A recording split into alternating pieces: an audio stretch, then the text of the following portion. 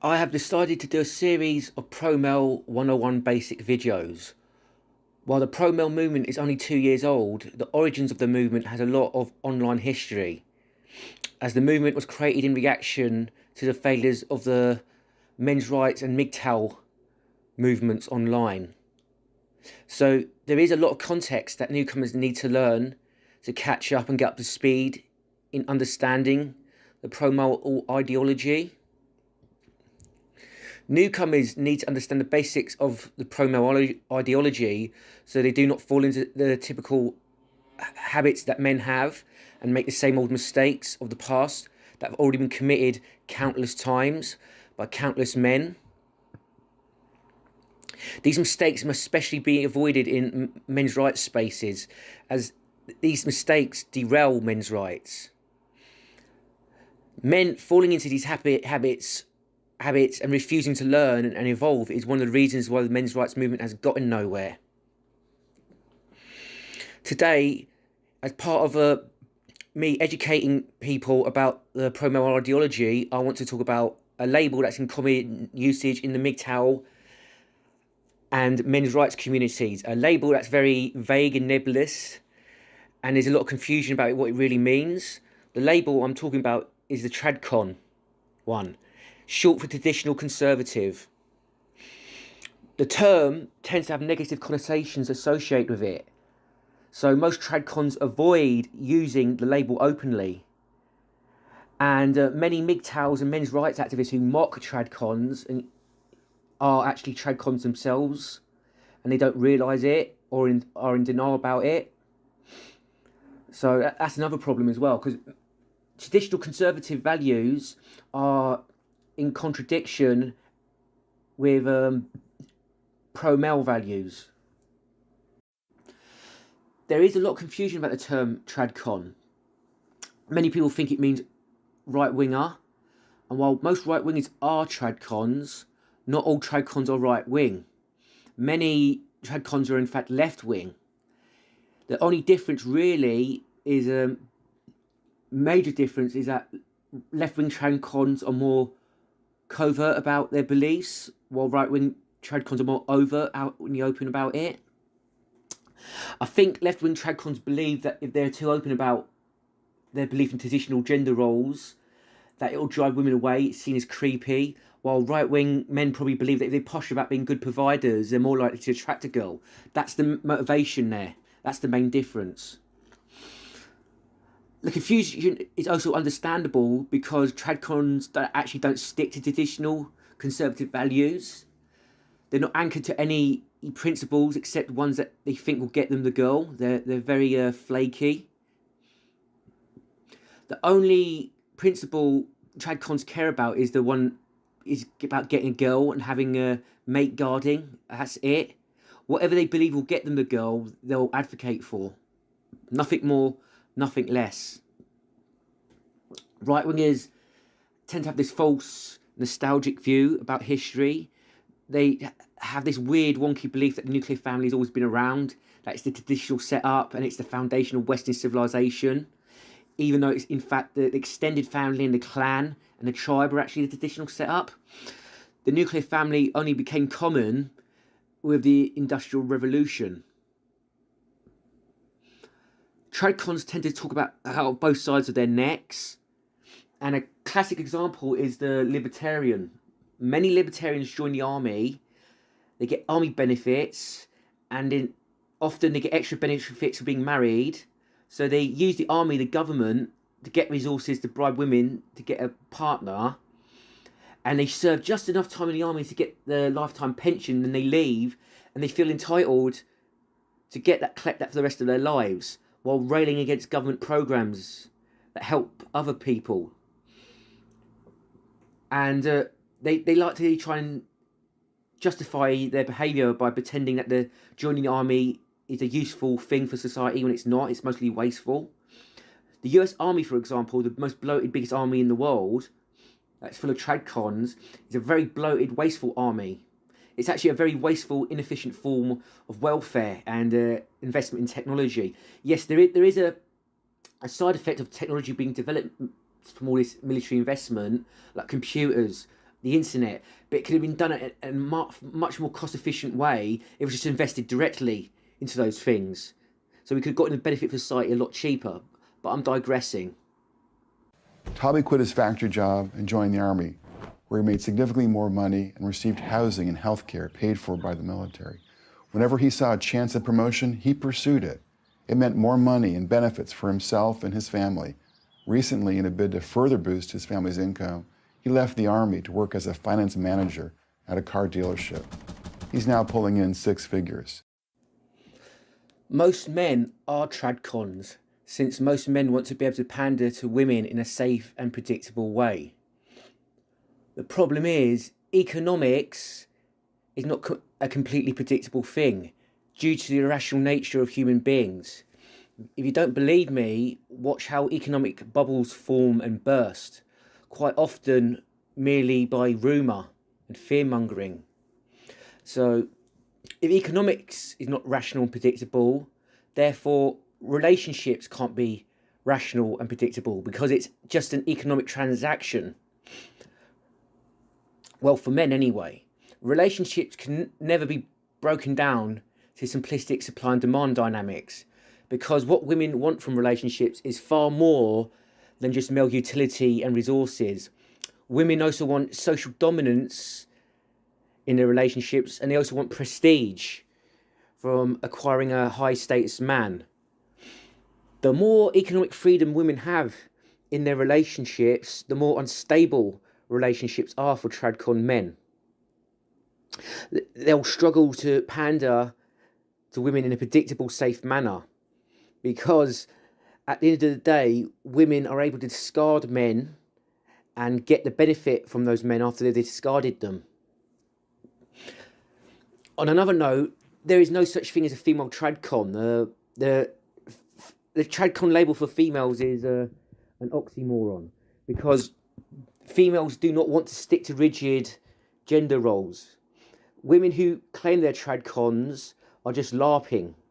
Men want predictable gender roles so they can safely pander to women, but a woman constrained in a gender role is actually having her social dominance in a relationship diminished.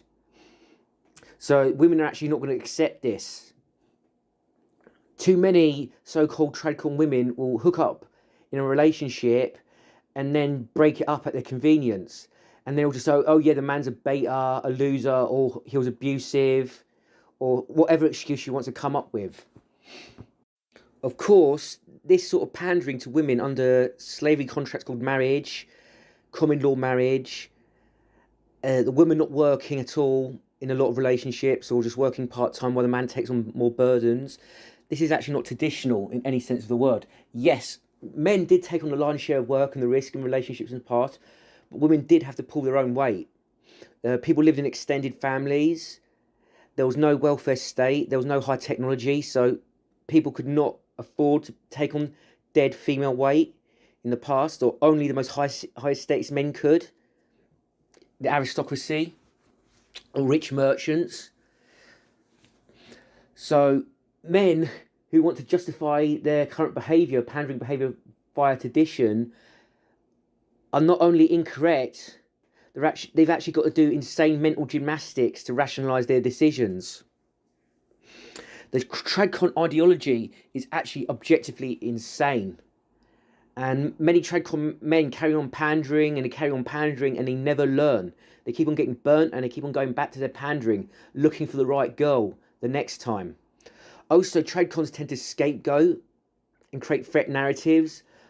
Like the leftists want to destroy the nuclear family. You know, women are being brainwashed. Like women are naturally caring angels and nurturing, but they're being brainwashed and tricked into feminism, into the job market, and all sorts of insane dribble coming from their mouths. They can't deal with the fact that women do not want them. They want their utility and they want their prestige that's gained from associating with a high status man. And then this prestige is short-lived anyway. So traditionalism is a dead end. It's a complete dead end. There's nowhere to go with the ideology except spinning around in circles. Now, I want to compare left-wing to right-wing Tradcons by showing 2 different clips. Let's get on with it.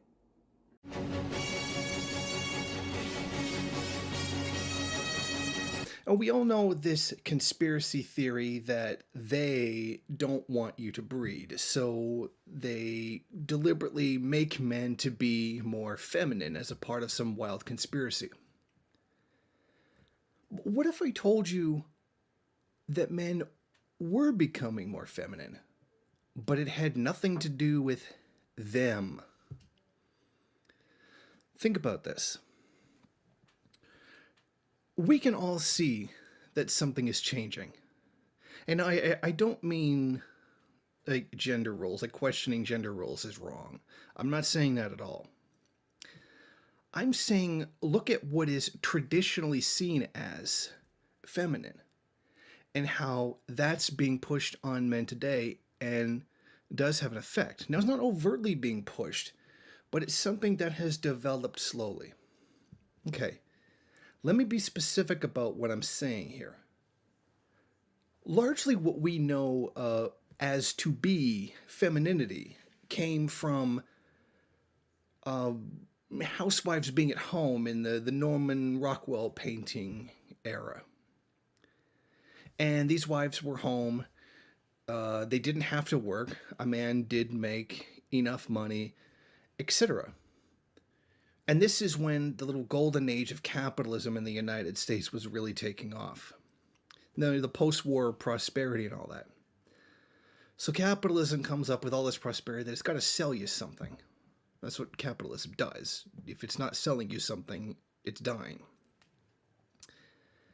And one of the ways that they did this was to reach housewives through magazine ads, the newly discovered medium of television, etc. If you really want your husband to like you, you got to wear this lipstick. You got to wear this designer dress. You got to cook this particular kind of meal, and you got to make it the right way, or else he's going to hit you or something like that, or leave you for a younger woman who knows how to cook. So, in the past, in the 50s, the golden age of capitalism, magazines used to run adverts saying you've got to learn how to cook properly or your husband's going to hit you and beat you. I'm going to have to call bullshit on that one. This is actually very similar to how the right-wingers portray men as well, and I'll prove this in this video, but let's carry on. Or something like that. So it became this mass marketing campaign to sell these things to women, particularly clothes, makeup, jewelry, all of that stuff that we traditionally associate with women, because the money was there. The husbands had the money. They wanted the status symbol, and it was sold to women that this is the thing you got to do. That's where it started. Now, what if I told you throughout the decades of the tendency of the rate of profit to fall, that capitalism had to sell you more and more things? Or they had to find a bigger and bigger market for these things. Until we get to today. And a lot of the makeup, clothing, and jewelry companies were like, or particularly grooming products. Women spend an enormous amount of money on grooming products. What if those same companies decided, hey, we could sell that to men too? Now, some of you might remember in the 90s, there was this thing called the metrosexual, which was a terrible name because it had nothing to do with sexuality. It was this idea that men had to wear the nice clothes, the nice cologne, they had to do the super expensive grooming, they had to have the haircut like every other week to fit this exact thing. And it was called metrosexual. Some of you are probably maybe even old enough to remember that. That was a short-lived fad. It didn't stay very long. Keep in mind, this was the same era that was trying to compete with grunge. And grunge was pretty much largely a rejection of the materialism that came out of the 1980s. And hell, even the 1980s had a great deal of androgyny. Men were wearing a lot of the similar clothes to women, similar colors, even some kind of, there was a great deal of hype around androgyny at the time. And this was done again in the 90s with metrosexual. And now we're seeing it again in what we could probably call the SJW era. Now, back then, these things were sold to you as a way to make money. It was very difficult to get it off the ground. The fad of androgyny passed. the whole metrosexual thing faded away. But now it's come back again. And it's come back in a very different way. It's not just this thing, oh, you got to do. Now it's this thing you got to do if you're against whatever thing is the boogeyman right now. Masculinity is evil. And that's bad. You can't do the male pattern aggression. You can't be strong, assertive, particularly aggressive. You know what you got to do now? You got to do the gender thing. And I'm not saying questioning gender roles is bad. That's fine if you want to do that. But it's bad when capitalism tells you to do it. When capitalism is trying to make you do it, they're trying to sell you something. So now all these men are now very feminized in the traditional sense of what is feminine. They're buying the hair care products. They're getting the man bun. A lot of them are getting manicures now. In other words, what this really translates to is spending a lot of superfluous money. They're really just selling you a product. Right?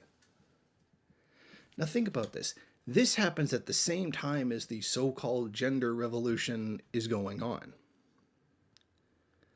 What if capitalism has an ulterior motive here, and that is to sell you things? I know that's a stretch, that capitalism would co-opt something rather than investigating oppressive this or that they just turned it into a system to sell you something.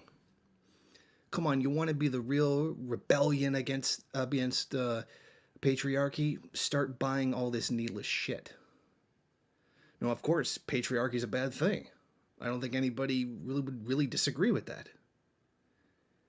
But there's a difference between fighting patriarchy and just reinforcing the negative side of traditionally understood femininity.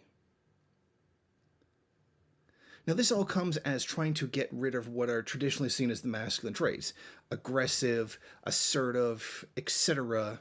In other words, making you rather complacent. Not the stand up for what you believe in, aggressive type. You know, the kind of people that you would need to challenge an unjust system.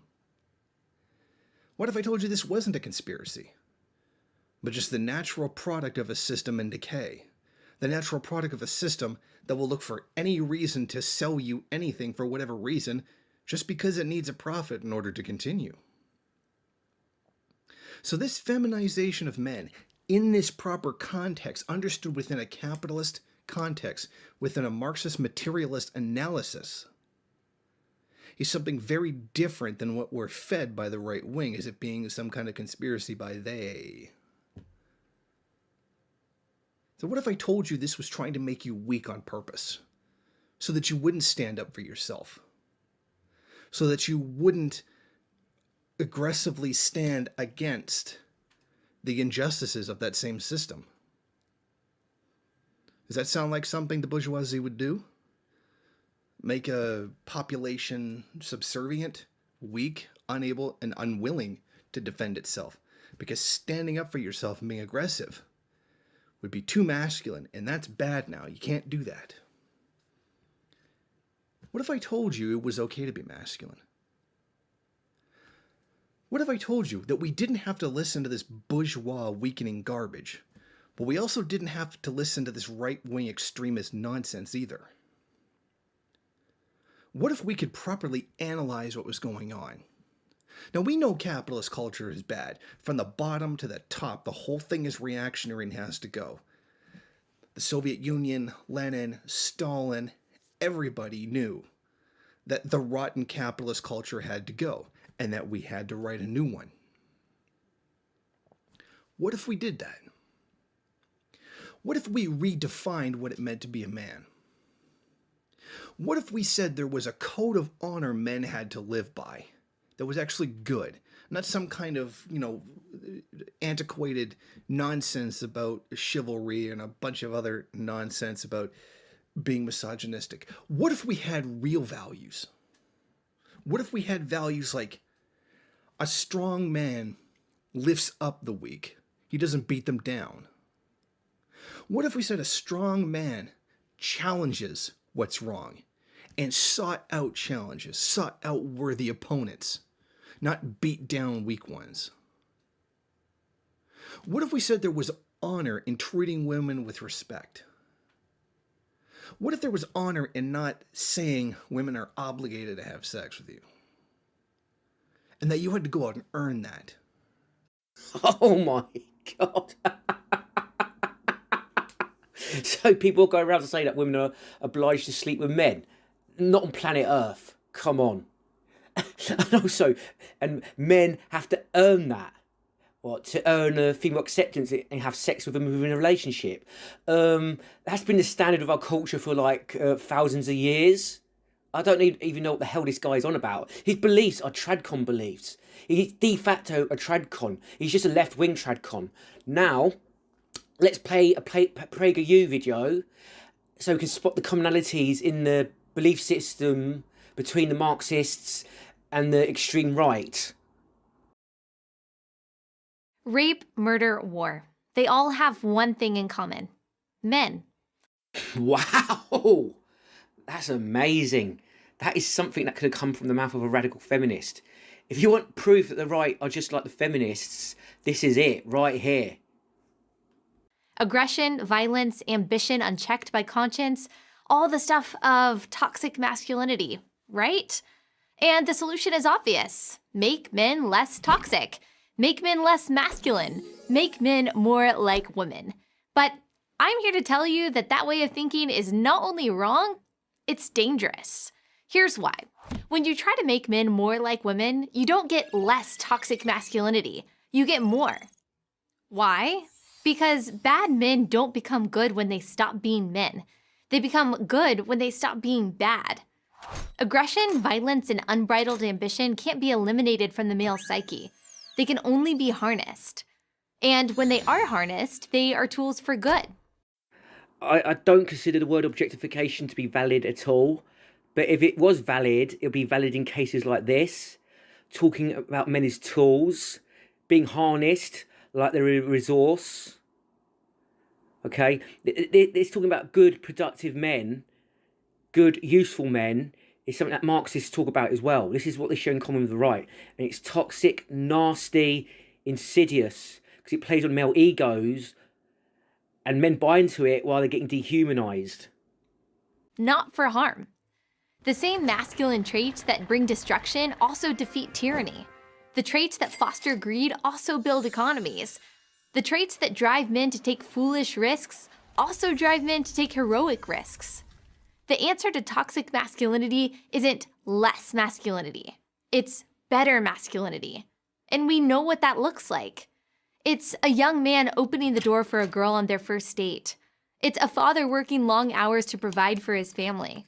It's a soldier risking his life to defend his country.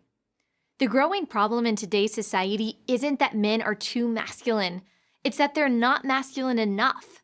When men embrace their masculinity in a way that is healthy and productive, they are leaders, warriors, and heroes. When they deny their masculinity, they run away from responsibilities, leaving destruction and despair in their wake. The consequences can be seen everywhere. 1 in 4 fathers now lives apart from his children. So it's talking about men running away from the responsibilities. And then it talks about 1 in 4 fathers living away from their children. Something that's almost entirely caused by women. Women boot out men they consider useless from their relationships. Women are the ones that break up relationships and divorce most of the time. They're the ones that alienate the fathers from the children. This is actually radical feminist rhetoric again, because I've seen radical feminists speak like this, talking about deadbeat dads abandoning their families and children, or talking about how abusive they are and how the women need to keep them away from the family. PragerU is right-wing feminism. And children who grow up without a dad are generally more depressed than their peers who have a mother and a father. They are at far greater risk for incarceration, teen pregnancy, and poverty. 71% of high school dropouts are fatherless. Of all the rocks upon which we build our lives, family is the most important. And we are called to recognize and honor how critical every father is to that foundation. That was said by then Senator Barack Obama in 2008.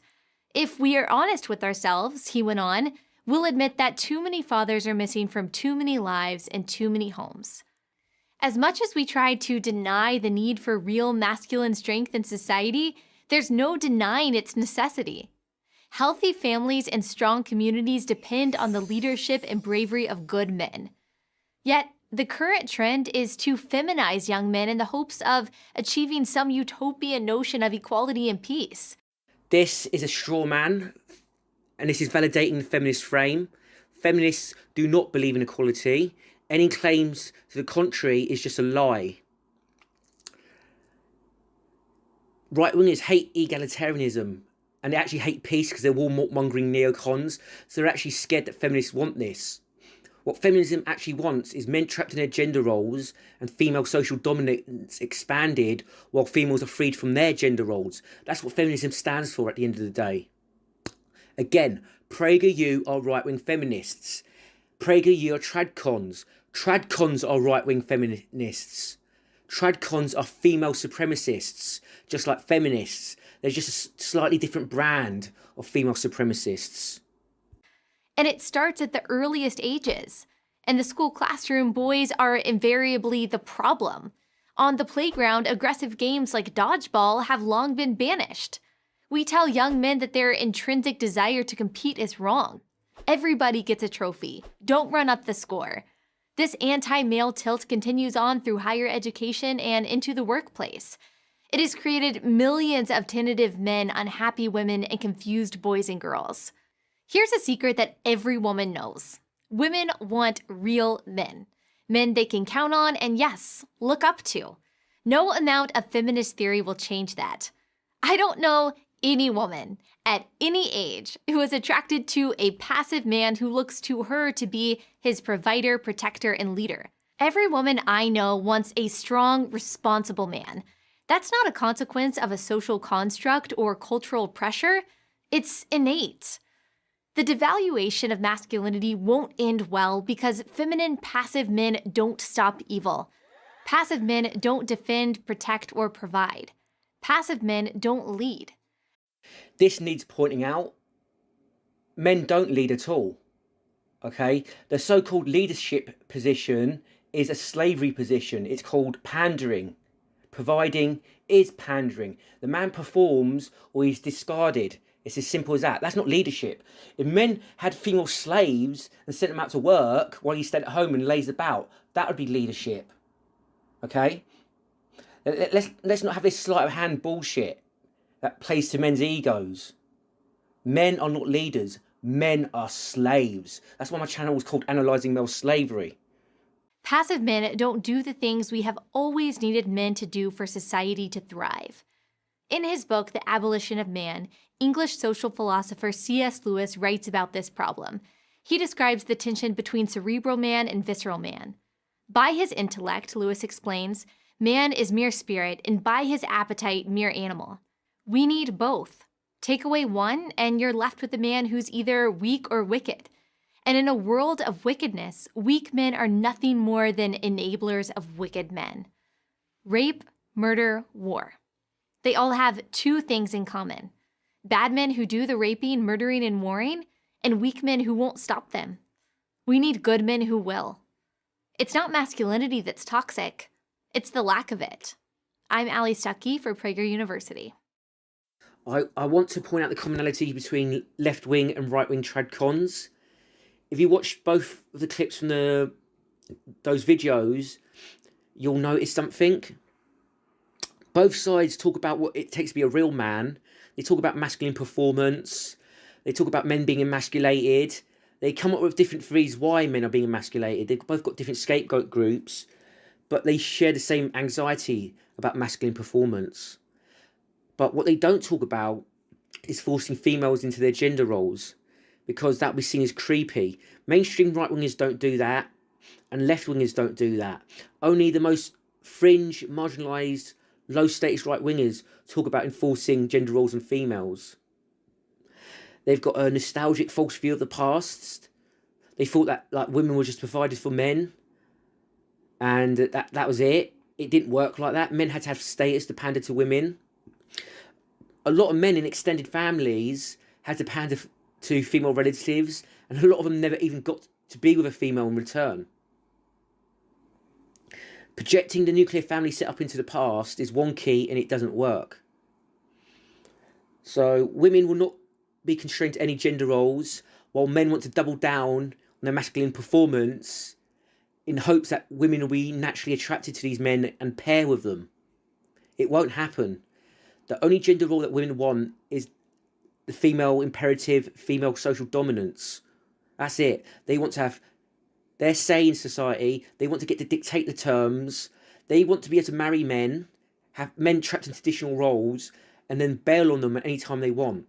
They want the men paying alimony when the relationship breaks up. They want them paying child support if they have kids. And they want to control the family unit and bar men from seeing their own kids, because their children are just the extension of the woman in their minds. This is what traditional conservatism is. It's not a static ideology. It's just all about the man pandering to the woman and men paying whatever price they have to pay to get with the woman. And when men are unsuccessfully able to pay this price, they'll scapegoat and blame the Jews or leftists or right-wingers or capitalism. It doesn't matter what. They think that men being able to pander to women is the natural order of things. And when it's not working, there's got to be some other explanation for this. And they'll keep on moving the goalposts. They'll keep on rationalising. They'll not be able to let go of their obsession with women. It's just a mate guarding fetish. And women are not interested in mate guarding. They're interested in short-term monogamy to gain the maximum utility for men. That's it. Men bond with women much harder than women bond with their men. Men value their relationships much more because they're far more insecure from the male point of view. Men are more needy than women, and they're able to get women with far greater difficulty. There's been studies done on dating sites to prove this. But that's all I've got to say for now. Traditional conservatism is a complete and utter dead end. It's basically another form of feminism in every sense of the word. It's not a separate thing. It's not an enemy of feminism. That's all for now.